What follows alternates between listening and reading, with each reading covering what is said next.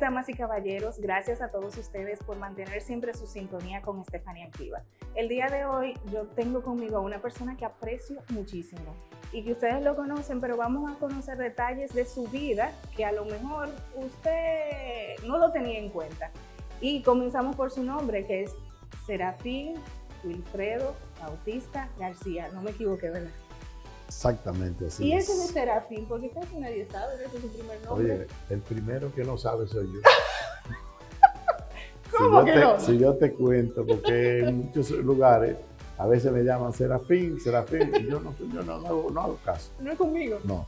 Es tan tarde, ya que tú traes el nombre. Una vez estaba yo en el aeropuerto en Miami, rumbo a Santo Domingo. A mí me gusta llegar temprano al aeropuerto. Claro. Entonces estaba cerca del stand de la salida. Y entonces, ¿qué pasa? Estamos ahí, hablando con unos amigos. Yo estamos en otro mundo, parece. Y cuando yo veo que quedan poca gente del grupo que estamos, y digo y yo... a mí que no me llaman. Y que no. Cuando me paro al mostrador, ahí digo, ven acá. ¿Y qué pasa? Bueno, nosotros nos decían. Dice, no, pero aquí solamente faltaba Serafín Bautista y lo hemos llamado 4 veces. Serafín. Pero que yo me llamo Serafín. Me dejó el vuelo. Tuve que coger un vuelo por Santo Domingo y llegar de madrugada. ¿No? Porque ese bendito nombre yo nunca lo uso. Pero generalmente uno utiliza el primer nombre y el primer por ejemplo, apellido. Fuera, ¿verdad? Tú siempre el primer nombre es que Serafín Bautista, pero yo nunca me acuerdo de eso. Ok. ¿Y usted debe el Serafín a quién? ¿A su madre o a su padre? No, lo que pasa es que antes mi mamá usaba lo que es el almanaque. Y el almanaque decía Serafín Wilfredo. Y así mismo me lo tallaron. Serafín no Wilfredo. Hubo ninguna modificación. Vamos de a hacerlo así. De ahí sale Serafín. Usted nació y creció en el Caimito. Sí. Ahí al lado del club. Sí. Y su padre era agricultor. Sí. Quizás de eso es que nace que usted dijo, no, yo me voy a dedicar a hacer parir el campo para mantener la sostenibilidad alimentaria en nuestro país. Sí. Mira, mi padre, como tú decías, él nació en el Caimito, ahí mismo al lado del club. Esa finca del club era de mis abuelos, de los papás de él. Okay. Entonces, después, él vendió esa finca, la mayor parte a Antonio de la Maza, el hombre que sabemos toda la historia. Sí, claro. Entonces, después de 30 años, 40, de morir Antonio de la Maza, adquirimos Andrés y yo el terreno ese que era de Antonio de la Maza, que a su vez era de nuestro abuelo. Okay. Entonces, ahí nosotros vivimos. Yo en mi vida he vivido en 2 sitios. En el Caimito, en el barrio de Calá, y donde vivo ahora. Ese ha sido todo mi movimiento, 2 kilómetros a la redonda. Sí. Y él era productor agropecuario. Primeramente se dedicaba a la cuestión de matadero, de carnicería, de venta de carnes y esas cosas. Y entonces, nuestra primera actividad de trabajo fue ya independiente, la avicultura. Nos asociamos, mi hermano Andrés y yo, en una finquita que tenía mi papá en Salcedo. Yo iba todos los días a las 6 de la mañana. O sea, de aquí, de Moca se trasladaba. Yo pasaba por tu pueblo todos los días por las lagunas. Okay. En un motor. Ay, con la calle mala, yo me imagino. Así mismo. Y ahí empezamos en sociedad, seguimos después aquí en Moca. Y desde del año 70 hasta la fecha estamos en la producción de huevo y cerdo. Okay. Eso es cabeza dura, pero es lo que sabemos hacer. Eso le iba a decir. Que es un sector que tiene muchas altas y bajas. Demasiado. Pero a veces yo entiendo que hay más bajas que altas. Así es. La diferencia que usted percibe de cuando inició y ahora, claro, sin hablar de la tecnología, porque es más fácil. Sí. O sea, la tecnología. Si yo te digo la diferencia cuando yo me inicié actualmente, es como del día a la noche. Sí. Imagínate un pollo, para llegar a tener lo que dicen el pollo gringo, llevarlo a 3 libras. se necesitaban 120 días, 4 meses. Hoy día, ese pollo a los 35 días tiene 5 días. Y eso no como dicen con droga y esto, no. Eso es a base de alimentación y genética. Eso es básico. Así que imagínate, la tecnología, si fuera para producir pollo aquí o huevo, fuera con gallinita de pato. Imagínate tú. Muerto de hambre. Cuando el 70% de la carne que se usa en el mundo es de pollo. Claro, claro. Es decir, que tiene que ser una incubadora que te tire millones de pollitos. Sí. Así que... ¿Fueron fáciles esos inicios? Muy difícil, porque todo era difícil. Entonces, el alojamiento de las gallinas eran otros espacios. Hoy día tenemos que, por ejemplo, una granja abierta, como decimos, de piso, son de 10.000 gallinas y 12.000, no más de ahí. Hoy día tenemos granjas con ambiente controlado. Nosotros tenemos granjas que cogen 106.000 gallinas, una sola nave. Con ambiente controlado que te da frío aquí.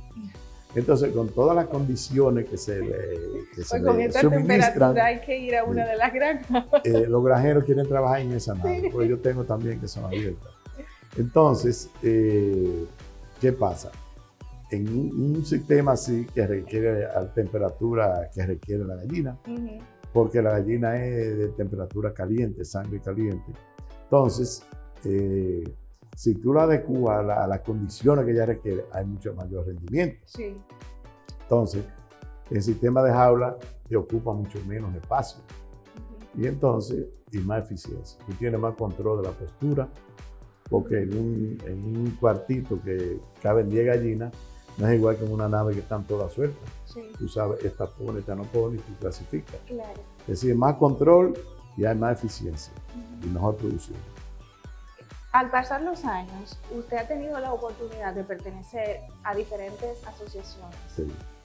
Y en cierto modo es como crecer con su quehacer, y el que esté a su alrededor también crece en función del conocimiento acumulado que usted tiene. ¿Cuál ha sido esa asociación que usted ha dicho, esta es como parte de mí? Sin discriminar ninguna, porque son muchas. Sí. Nosotros nos iniciamos lo que se llama, que todavía existe, pero en una mayor proporción, en menor proporción, Cooperativa Avícola Nacional. Ahí fue que nos iniciamos. Estábamos agrupados todos los productores avícolas, tanto de pollo como de huevos, pero principalmente de huevos. Sí. Porque Moca, tú sabes, la principal ya, produce alrededor del 70% de los huevos del país. Y más o menos un 25% de los pollos, es decir, huevos principalmente. Entonces, esa cooperativa se inclinaba más a los huevos que a los pollos. Así que,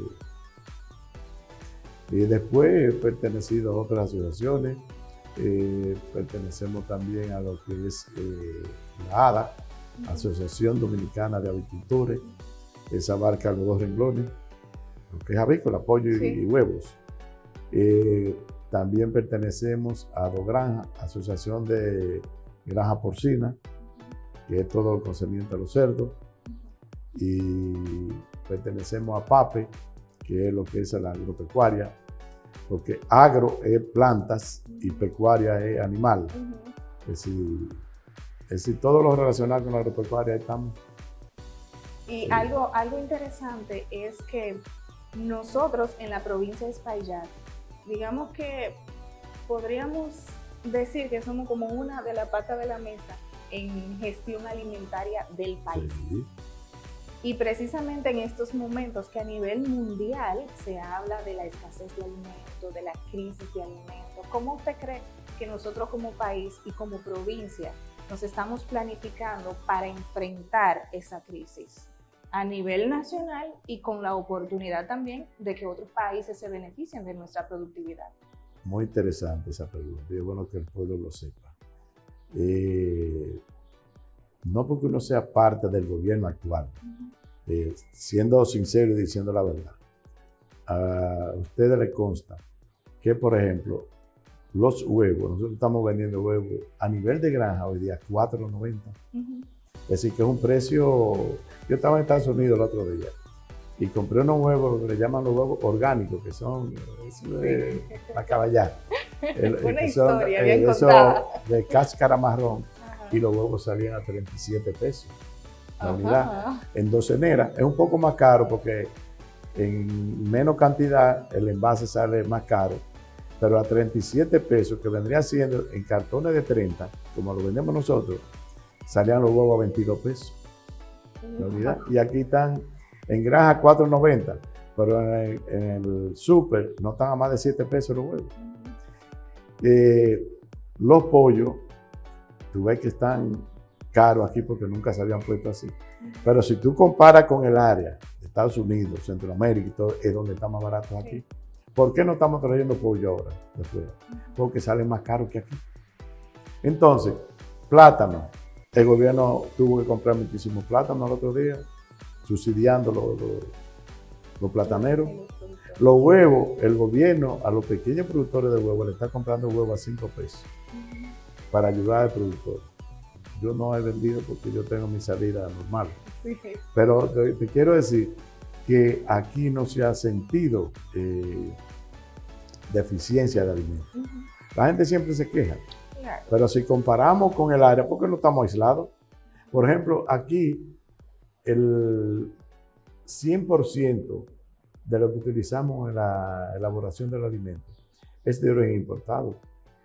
Por ejemplo, el maíz, si yo te digo 8 meses atrás, el maíz salía a 450 pesos el quintal y hoy está por encima de los 1.000 pesos. Oh, wow. La soya, el otro ingrediente de importancia, en volumen, estaba a 800 pesos y hoy está a 1.600. Es decir, ¿cómo tú entonces bajas el costo de producción? No hay forma. Es decir, que el arroz se mantiene a un precio razonable. Es decir, que aquí el que pasa hambre puede dar gana. Claro, porque tiene que trabajar y generar sus recursos para poder tener. Yo siempre he dicho, acceso el que en Moca pasa hambre es porque es un aragán. Sí, que tiene toda la razón. Pero hay las condiciones. Por ejemplo, mira, uno quisiera utilizar menos mano de obra extranjera, haitiana en este caso. Sí. Pero los dominicanos no quieren hacer. Con la excusa en algunas ocasiones de que los nacionales haitianos o extranjeros en sentido general son mal pagados, y no es así. No, Es todo lo contrario. así es. Porque usted tiene que pagar Yo ese le dinero pago ahí puntual. a los haitianos, le pago igual que a los dominicanos. Claro, claro. Eso es. Porque están eso es así. realizando una labor como cualquier. Bueno, tú vas a ver, por ejemplo, aquí se hacen muchas reuniones de los políticos y Ajá. las cosas. Y ahora la queja es la cuestión de los sueldos, de los empleos, y estamos ahí. Y yo, la queja está hablando de Salcedo, uno de Gaspar Hernández, de los empleos, Y yo me pongo a oír ahí. Y realmente yo en eso, intríngulo, interno, no me meto en eso no es lo mismo. Entonces yo digo, acá, ¿qué es lo que gana? ¿Qué paga el ayuntamiento? ¿Qué promedio? No, 8, 10 mil pesos, 12 mil pesos. Eso es. Sí, Digo, pero salario acá, mínimo. pero yo le ofrezco a ustedes 50 empleos el lunes, ganando 21 mil pesos mínimo, y desayuno y comida, y seguro. Ajá, El que se anime. claro. Bueno, Pero hay metas que cumplir. no, digo, pero lo único es que hay que trabajar. Claro. Entonces, Es que el que se anime me avisa. es que generalmente, No me avisaron. generalmente la gente quiere empleo, no trabajo. Exactamente. O sea, un empleo es, en términos generales, tengo un nombramiento, donde sea, pero bajo la ley del mínimo esfuerzo. Yo le llamo botella a eso. Ok, vamos a pasar a otro tema. Es como yo lo veo. Pero seguimos a otro. Usted sabe que hubo algo que causó como consternación, por así decir, a los productores porcinos, y fue la fiebre porcina. La peste porcina africana. Eso causó cierta como impresión, porque ver a un productor, aunque se le fuese a dar una retribución económica cuando se sacrificara, o sea, no es lo monetario como tal, es el trabajo que cuesta el llevar a un punto la producción. ¿Cómo afectó directamente el sector y cuál fue el estímulo que el Estado aportó? Mira, en el país han sido afectadas más o menos un 30 o un 35% de las granjas, quizás tan 40%, de la granja establecida por la cuestión del PPA, peste porcino africano. Entonces, como tú dices, el gobierno distribuyó, por ejemplo, porque se evaluó el precio de los cerditos, lactantes, madre, berraco y todo, el precio a cómo se vendía, y le pagó. Pero ese no es, imagínate, ¿qué va a hacer ese individuo si lo que ha hecho en la vida? En esas instalaciones no puede hacer otra cosa. Absolutamente. Es decir, que como quiera, es una baja, una pérdida extraordinaria. Que no solo económico, Por sino ejemplo, también lo mira, emocional. nosotros, en este caso, lo que tenemos centros genéticos, tú lo has mencionado, sí, claro. que una 2.984 cabezas hubo que sacrificar. Un centro genético que es el que producía, nosotros suministrábamos más o menos el 60% del semen del país y hubo que sacrificarlo, todo. Eso está abandonado ahí hasta un día. Pero no hay un protocolo de cuándo se puede reaperturar. Sí, mientras esté, porque ya se ha ido reduciendo la peste. Pero cada día salen algunos brotes en algunos sitios. Claro. Hay que erradicar eso totalmente. Nosotros lo que estamos haciendo en ese lugar es que estamos dándole mantenimiento, limpieza, reparando, haciendo personal mínimo ahí. Después de un cierto tiempo, traemos lo que le llaman los cerdos centinela, que son cerdos sanos, que hay que traerlos de fuera, sanos completamente. Entonces tú lo metes en esas instalaciones y se le hace muestra de sangre semanalmente. Hay como un control de calidad. Para ir viendo si adquiere una enfermedad. Sí. Si pasa ya 6 meses que no hay problema de nada, entonces se autoriza a la repoblación. Pero después de ese proceso, que no sabemos cuándo vienen los cerdos centinela, para ir probando dónde ya se ha erradicado esa enfermedad. Entonces, mientras tanto, esas personas que tenían esa inversión, aunque se les retribuyó, ¿cuáles otras alternativas tienen? Bueno, el gobierno lo que hizo fue esa granja, principalmente las pequeñas, que le pagaron los cerdos que le sacrificaron. Además, entonces se le dio la posibilidad, se le hizo un préstamo, un 50% donado y otro 50% para que lo pague, en paso que difícilmente paguen más. Entonces, eso tienen, porque se ha ido incrementando aquí la cuestión de los ovejos, las cabras, los chivos, como decimos. Entonces, gallinas, vacas. Por ejemplo, la Junta Agroempresarial Dominicana, la YAP, Omar Benítez, que está al frente, está encargado de detectar esas áreas y darle seguimiento al que no tenía, por ejemplo, las condiciones para una granjita, se le está suministrando y ya se han invertido más de 200 millones de pesos en eso. En esas pequeñas mini instalaciones, la gente tiene chivo, ovejo, guinea, vaca, pollo, ese tipo de animales que no puede ser cerdo. En eso se está. No, y es una alternativa de producción y diferente también. Por ejemplo, a las damas, el presidente insistía mucho en las mujeres, porque hay muchas mujeres que están en la producción. Se han suministrado facilidades para salones de belleza, los campos, es decir, ese tipo de actividades. Para hacer dulces, cuestiones de lo que la gente quisiera. Que forman hasta una pequeña empresa. Sí, todo eso. Se han formado cooperativas, porque en conjunto las cosas salen más fácil también. Y en eso se está con esa gente que han sido afectada por la enfermedad. Sí. Wilfredo, usted es un asesor especial del gobierno. Que eso es un reto muy grande, déjeme decirle. Tú sabes que en el gobierno yo lo que soy es, yo no quise, porque yo nunca he sido ni segundo alcalde. Nunca me ha interesado eso. Asesor avícola del Poder Ejecutivo, yo lo fui cuando Antonio Guzmán. Yo no había nacido. Fui con Hipólito Mejía y lo fui ahora porque es de donde yo creo que puedo servir en parte al gobierno. pero me refiero a que es un asesor especial por el área, por lo que representa en nuestra provincia y cómo desde su conocimiento hace no solo que se mantenga la productividad en la provincia de España, sino en el país.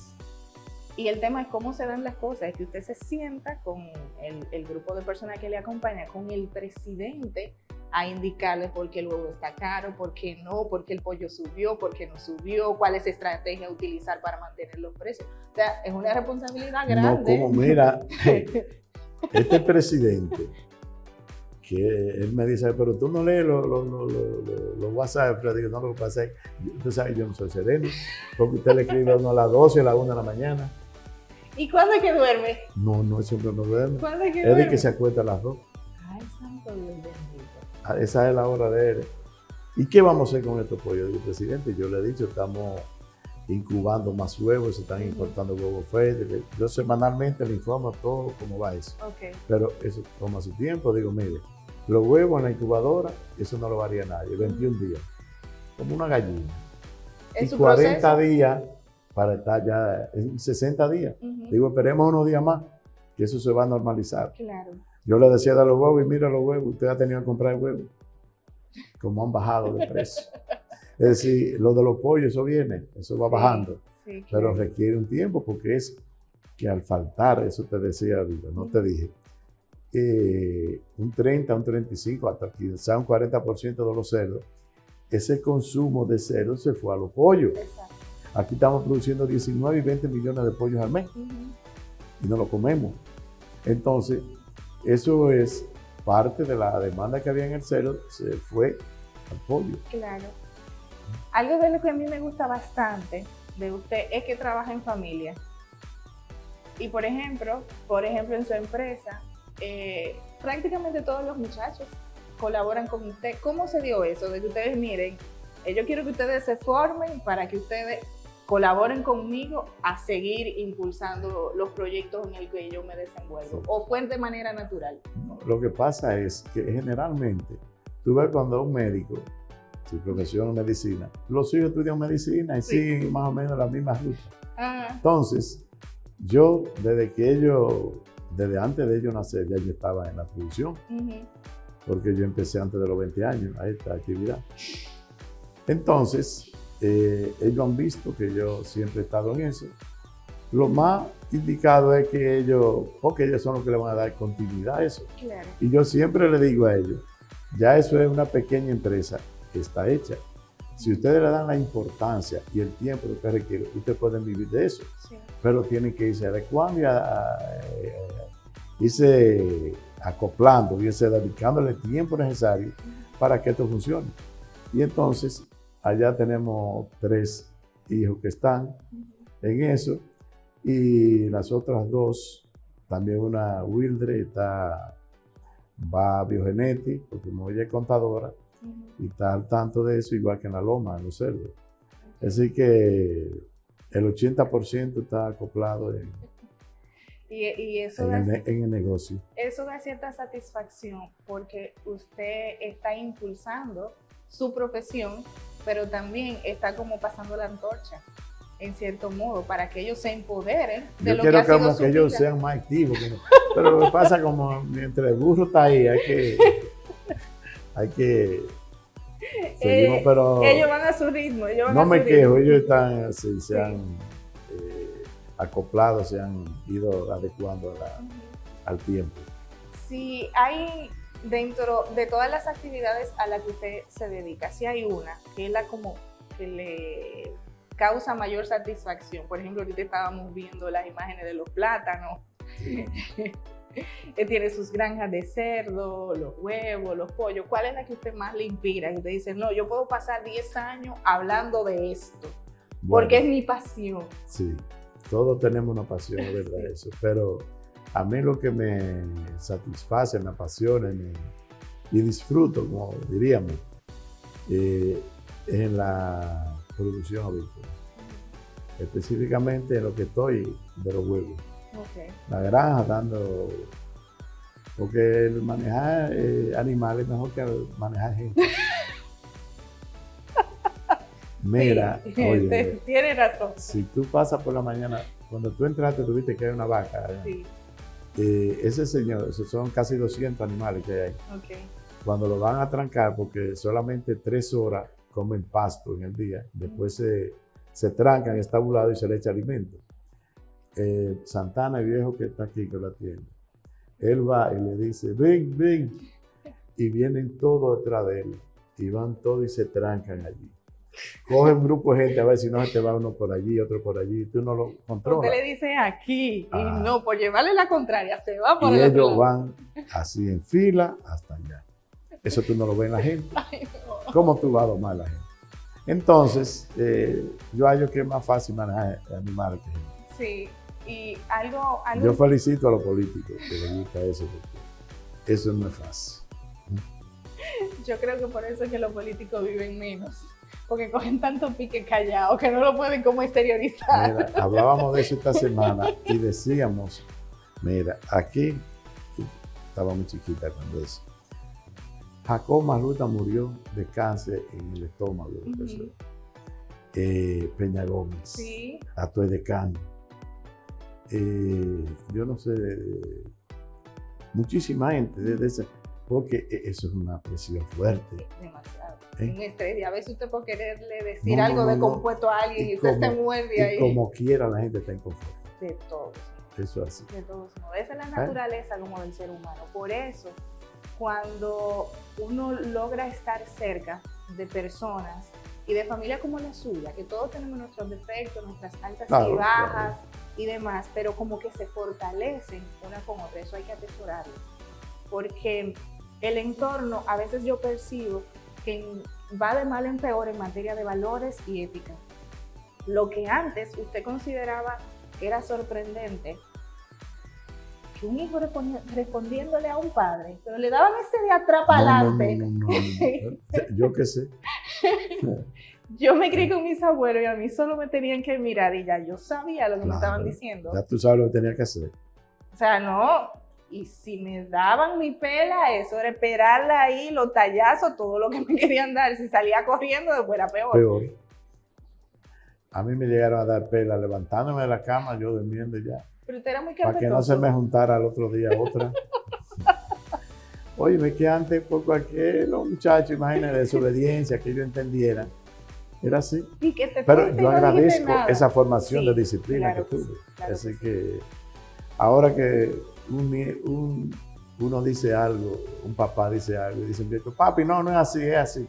Y no es que no expresen su opinión, es el irrespeto. Claro, porque eso es. Y la otra parte, si usted llegaba a la casa con algo y usted no sabía dar razón de ese algo, ya usted sabe. Así es. O sea, era educar en principios y valores, que eso falta mucho ahora. Bueno, no sé, me dicen que quitaron del pénsul de la educación, de que la moral y cívica. Sí. Pero que yo no sé. Para mí, en el colegio que yo estudié, el colegio Santo Domingo, Sayo, Virginia, como decían, lo más importante allá era eso. Claro. Oye, más importante que todo. Y lo quitaron. Yo creo que una de las cosas que se deben repensar es esa, incluirla. Y no es como algunos creen, porque en algunas escuelas lo dejaban solo para quizás dar clase de religión, inculcar alguna creencia.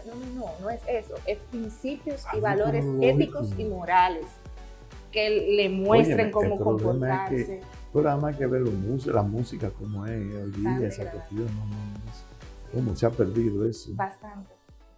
¿Usted recuerda como un consejo que le dieron sus padres que jamás de eso mucho, porque era una sabiduría impresionante la que tenían, que lo sentaron y le dijeron, mire, esto es así, así, así?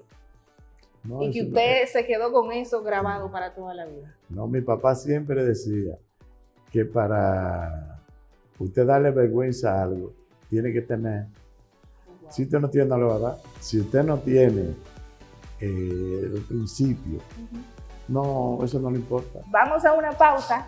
Cuando regresemos, vamos a continuar conversando, porque aquí hay mucho que conversar, pero yo creo que esto se va a quedar para una segunda parte también. Volvemos en breve. Gracias por continuar con nosotros. Y este conversatorio, como yo le decía anteriormente, yo creo que se va a quedar para una segunda parte, porque de verdad que tenemos mucho que hablar. Vamos a darle para adelante.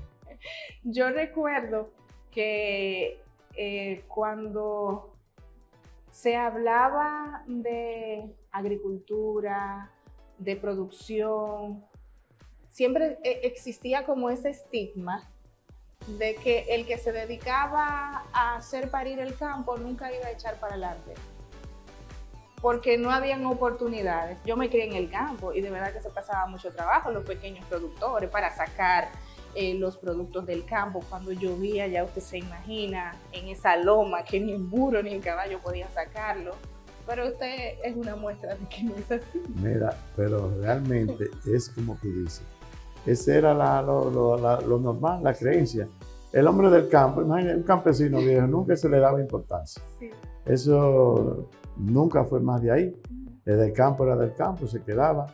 Siempre la actividad económica era en la ciudad, el comercio, la tienda, el almacén y todas las cosas. El campo era produciendo víveres y afanando con animales. Ese era lo normal.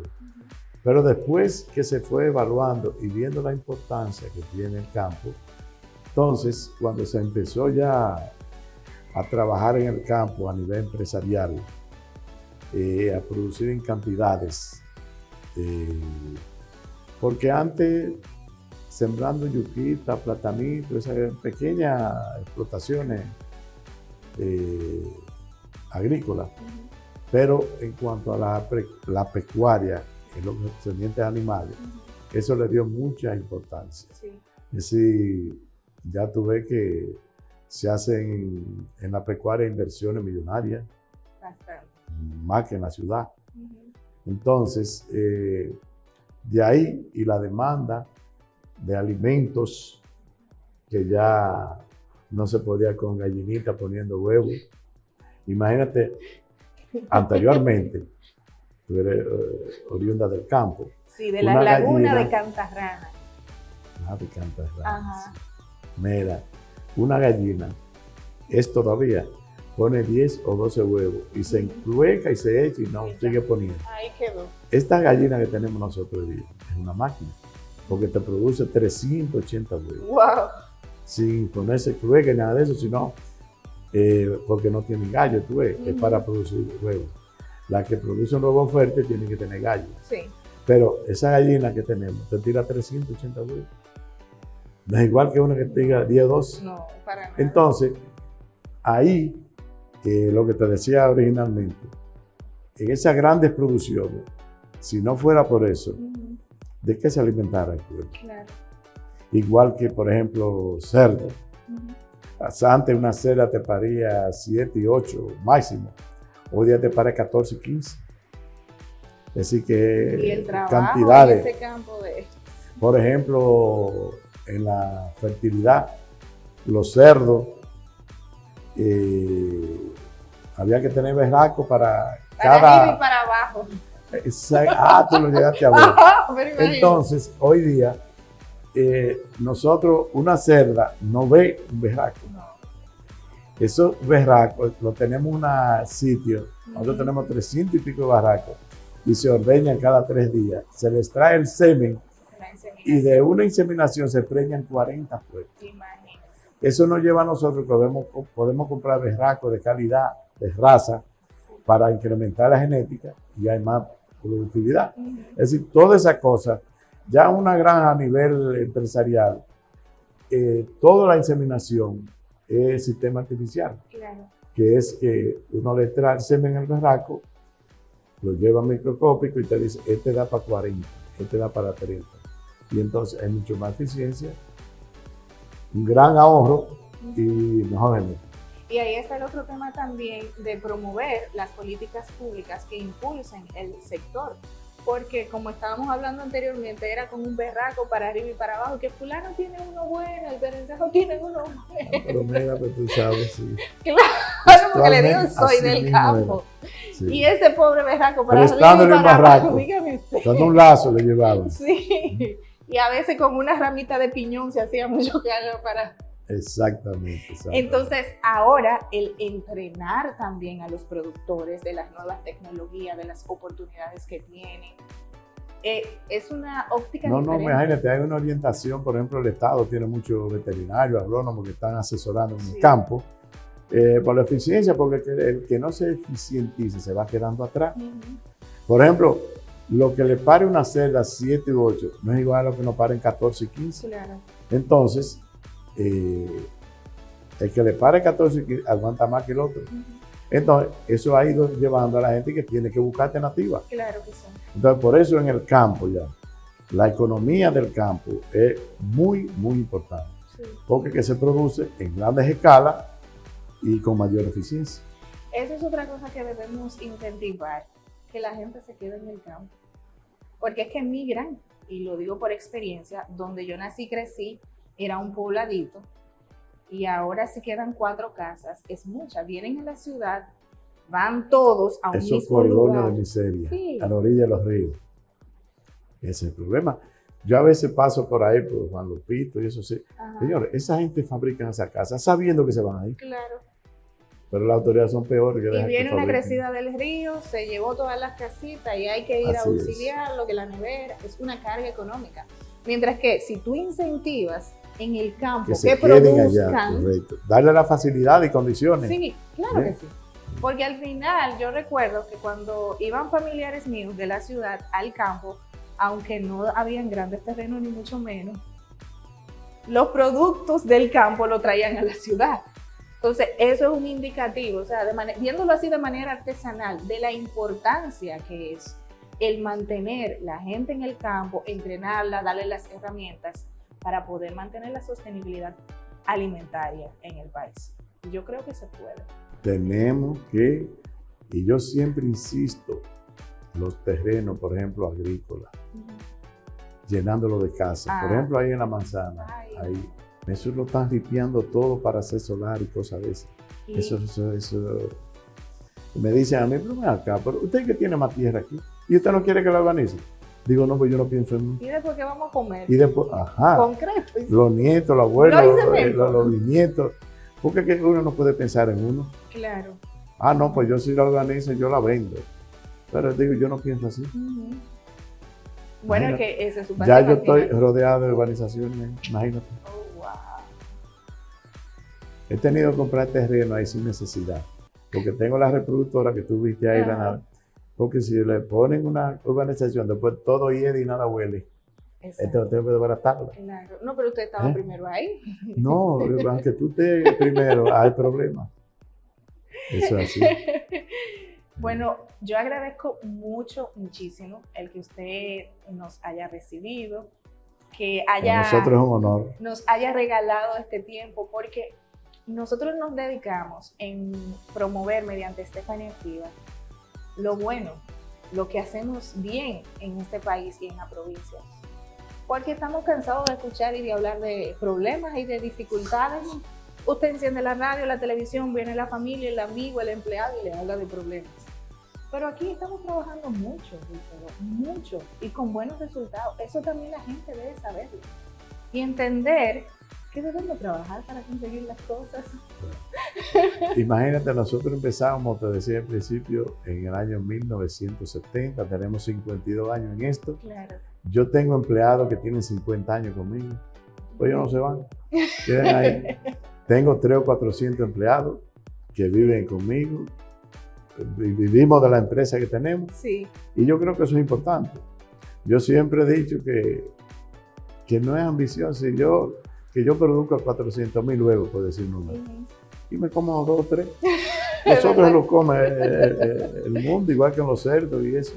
Es decir, que no es pensando en uno, sí. En los demás también. Entonces, ya uno tiene un compromiso con esa gente que tiene con unos 40 años, 30. A veces me dicen allá gente que va, pero tú lo que tienes un asilo aquí de gente vieja en la oficina. Con un sueldo de eso tú pones 3 dentro de ahora nuevos. Digo, sí. Pero ellos se fajaron al principio. Claro. ¿Qué voy a hacer con esa gente? Esos son los que merecen estar ahí. Claro. Ellos se adecuan, ellos... Sí. Y cada Los quien más jóvenes lo orientan en la computadora y esas cosas. cada quien tiene sus habilidades. Claro. Cada claro. quien, entonces. Y se saben eso de memoria, todo eso ya. Claro, tienen una experiencia que los jóvenes tendríamos que agotar años en adquirirla. Y Es así. Ya lo de ellos es una vivencia. Claro que sí. Sí. Nosotros felicitamos su trabajo. Lo agradecemos también porque yo sé que yo he comido mucho tajito desde que está producido.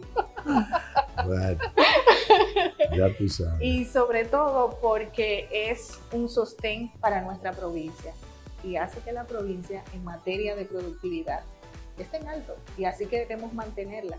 Porque en la proporción que nosotros producimos tenemos también el derecho a reclamar cosas, inversiones. Claro. Mire, nosotros le aportamos al Producto Interno Bruto más que cualquier provincia. Vamos a ver si se mueven las inversiones, porque lo necesitamos. Que se retribuya eso. Claro que sí. Entonces, no es una manera de presionar, pero sí para nosotros de decir con orgullo que somos una de las provincias más bendecidas de este país. Tenemos playa, tenemos ríos, la producción, la gente. Yo no conozco. Los mejores terrenos. Que debemos cuidarlo, Eso es lo que yo insisto siempre en eso, pero la ley esta de ordenamiento territorial, eso ha rodado más de 20 años por el Congreso, pero no hay interés de que se apruebe. Claro. Entonces, pero un día será. Sí, y debemos seguir insistiendo, mencionándolo, porque es como un relato bíblico. Yo recuerdo que mientras uno más ora, uno tiene una relación más cercana con Dios. Yo le dije a Carlos Gómez el otro día, el senador, le digo, Carlos, y yo quiero que demos una vuelta por los terrenos de San Luis, ahí, La Manzana, para que tú veas que todos esos terrenos están todos ripiados para urbanización. Sí. Agilicen esa ley de ordenamiento territorial, Sí. porque si no, estamos fracasados. E inclusive también cuando usted pasa para Las Lagunas, el trayecto de Moca a Las Lagunas, También, un terreno, también. usted ve cómo es. No, Juan López la mejor tierra, pero donde quiera la están ripiando ya para urbanización. Exacto. Entonces debemos seguir insistiendo Hay que seguir. algún día, decía mi abuela, Hay que pararlo. Claro que sí, claro que sí. Gracias. Ustedes que yo le dije que era una segunda parte, porque nosotros hemos hablado como dolor aquí y todavía nos queda. Muchas gracias por la acogida. A todos ustedes, muchas gracias por el favor de su sintonía y hemos tenido en este programa un ejemplo de trabajo incansable que nosotros debemos emular. Jóvenes, mayores, cuando nosotros queremos, podemos y sobre todo para que nuestro país cada vez pueda exhibir con mucho orgullo y nuestra provincia de Espaillat en particular, de que nosotros aportamos para el desarrollo de la provincia y del país. Muchas gracias, que tengan feliz resto del día.